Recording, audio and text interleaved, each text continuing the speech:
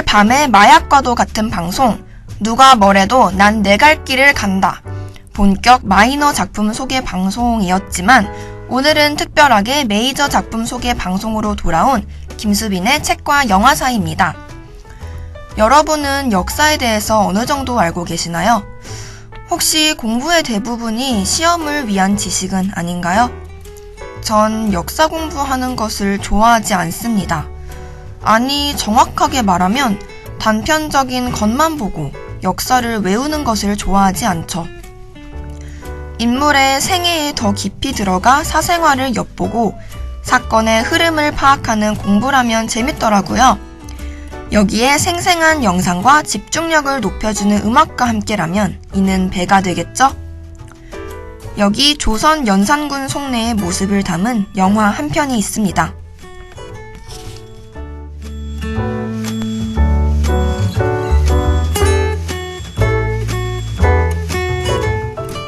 가깝고도 먼 우리 사이, 책과 영화 사이.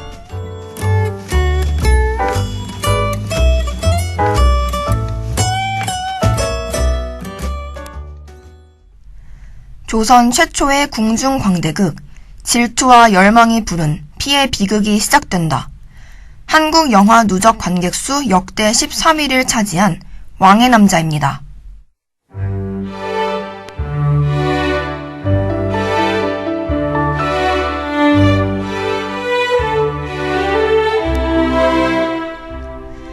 때는 조선시대 연산조, 남자임에도 불구하고 비단결 같은 피부와 길다란 속눈썹을 가져 예쁜 외모를 자랑하는 광대 공길이는 언제나 양반의 눈에 띄곤 했습니다.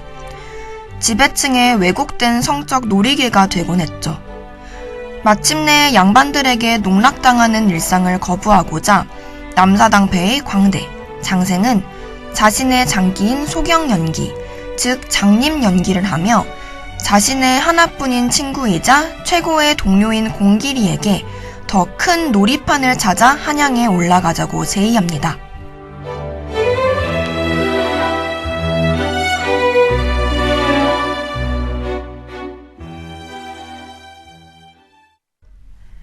타고난 재주와 카리스마로 장생은 한양의 놀이패 무리를 이끌게 됩니다. 연산과 그의 애첩인 녹수를 풍자하는 놀이판도 대성공을 거두었죠. 하지만 이들은 연산을 희롱한 죄로 의금부에 끌려갑니다. 죽을 위기에 처한 놀이패에서 자신있게 왕을 웃겨보겠노라고 외치는 장생의 말 한마디에 왕 앞에서 왕을 풍자하는 놀이를 벌이게 되죠. 극도의 긴장감 속에서 꿈쩍도 않았던 연산은 공길이 특유의 앙칼진 연기를 보고서 결국 크게 웃어버리고 이들의 공연에 흡족한 나머지 국내의 광대들의 거처를 마련해줍니다. 하지만 그땐 이 행운이 비극의 시작이 될 줄은 아무도 몰랐었죠.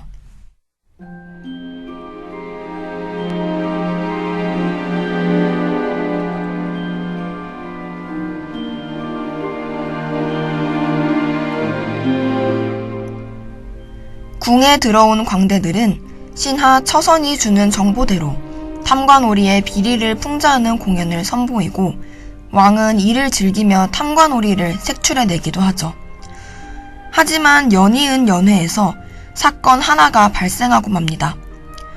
연산과 연산의 할머니인 인수대비, 선왕의 후궁들이 모두 모인 자리에서 연산군의 어머니 패비 윤씨가 어떻게 죽게 되었는가를 보여주는 경극을 했죠. 주위 사람들에 의해 패비 윤씨가 살해되었다는 사실을 알게 된 연산은 어머니를 상기하고 이에 분노하여 선왕의 후궁들을 칼로 베어버리고 맙니다. 인수대비 역시 쓰러지고 말죠. 그리고 이 사건은 우리가 잘 알고 있는 역사의 한 부분, 갑자사화의 시작입니다.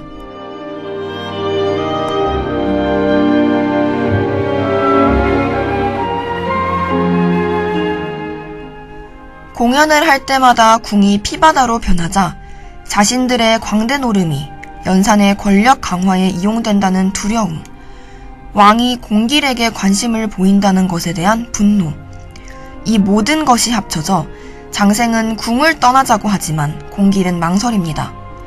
왜일까요? 제가 지금 여러분께 보여드릴 것은 연산이 공길에게 인형극을 하는 장면입니다. 연산은 자신의 과거 상처를 드러내었고 공길은 이런 연산에게 연민의 마음을 가지게 되죠.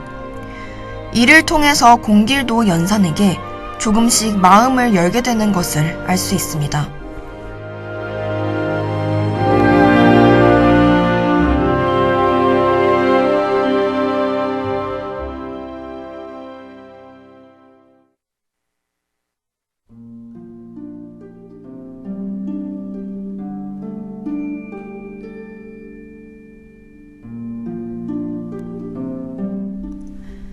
광대짓만 하며 평생 고생과 핍박을 받고 장님이 되었습니다. 게다가 곧 죽을 운명에 닥쳤음에도 불구하고 다시 태어나도 광대를 하겠다는 장생의 대사가 우리의 가슴을 울리죠. 광대라는 천한 직업에도 평생 본인의 혼과 얼을 담았고 그 광대짓이 장생 본인의 사랑과 우정을 나누었기에 더 뜻깊었을 겁니다.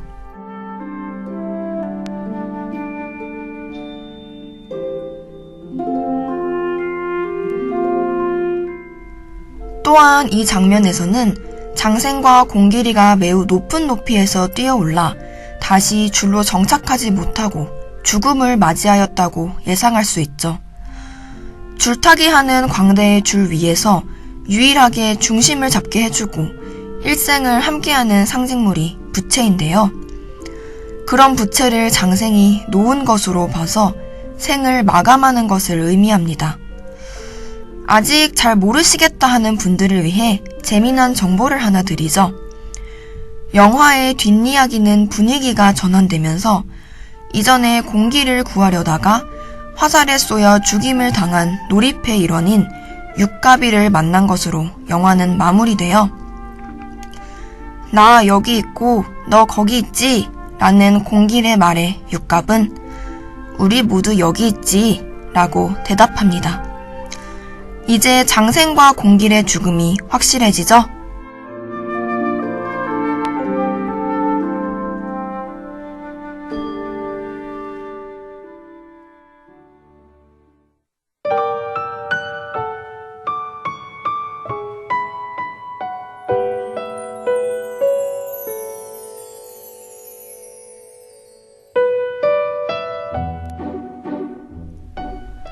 개봉 당시에는 영상미가 뛰어나고 영화 속에서 놀이나 경극과 같은 볼거리가 많아 눈과 귀가 즐거워 좋은 평점을 받았습니다. 특히 성적 소수자인 동성애자를 소재로 함으로써 관심을 불어일으킨 작품이었죠. 또한 공길 역할을 맡은 이준기의 외모가 여자보다 예쁘다 하여 입소문도 났었어요. 하지만 역사적 사실을 미리 알고 좀 더 집중해서 들여다보면 점차 다른 요소가 눈에 들어옵니다.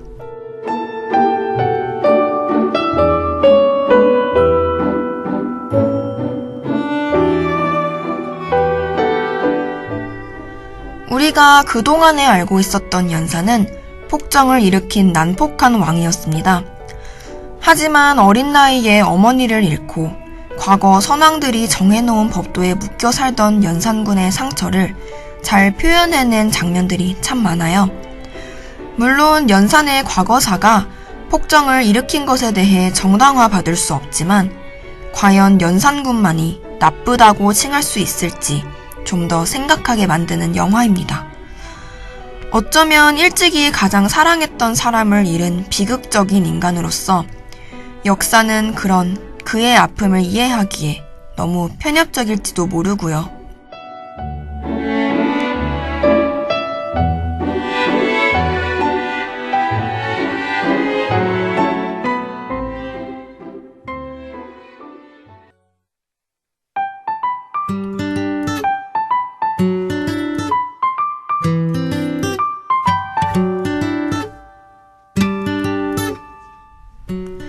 끝나기 전에 잠깐 매주 따끈따끈한 영화 소식을 알려드리는 오늘의 영화 코너가 돌아왔습니다. 영화진흥위원회 영화관 입장권 통합 전산망의 집계에 따르면 조니 뎁 주연의 캐리비안의 해적, 죽은 자는 말이 없다는 지난 일주일간 누적 관객 수 약 164만 명을 돌파하며 박스오피스 1위 자리를 지켰어요. 하지만 아쉽게도 오늘 개봉하는 겔 가돗 주연의 원더우먼에게 정상의 자리를 내줄 것으로 보입니다.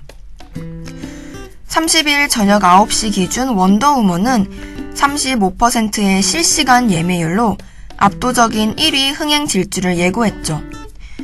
이와 더불어 한국 영화도 오랜만에 관심을 받고 있습니다. 이정재, 여진구 주연의 대립구는 예매율 21.1%로 2위를 기록하여 원더우먼과 30일을 오늘 같은 날 개봉하는 만큼 두 영화의 기추가 주목되군요. 5월 3일에 개봉한 애니메이션 보스 베이비는 누적 관객 수 230만 명을 돌파하며 약 한 달이 지난 아직까지도 박스오피스 5위를 차지하고 있습니다. 매달 마지막 주 수요일은 문화의 날로서 영화표가 5,000원인 사실을 알고 계신가요? 오늘이 바로 문화의 날입니다. 좀 더 값싸게 영화를 즐길 수 있는 오늘을 놓치지 마세요.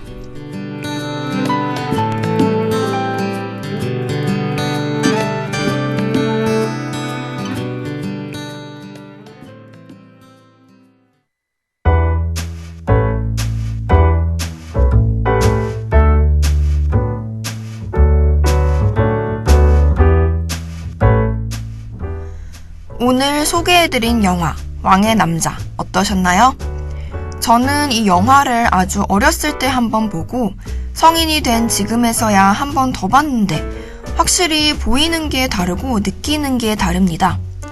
그만큼 10년이 지난 지금에서야 다시 봐도 촌스럽지 않고 오히려 요즘 나온 영화보다 더 섬세하며 기승전결이 뛰어난 작품이라고 생각이 들어요. 배우들이 무대에서 죽고 싶다라는 말이 있듯이 장생과 공길은 끝까지 광대짓을 하다가 삶을 끝마쳤죠. 저에게도 이러한 열정과 소신이 있었으면 좋겠다는 생각이 들 정도로 영화 속에서조차 뜨거웠던 광대들이었습니다. 장생 역의 가무성, 연산 역의 정진용, 공길 역의 이준기, 이준익 감독의 영화 왕의 남자였습니다.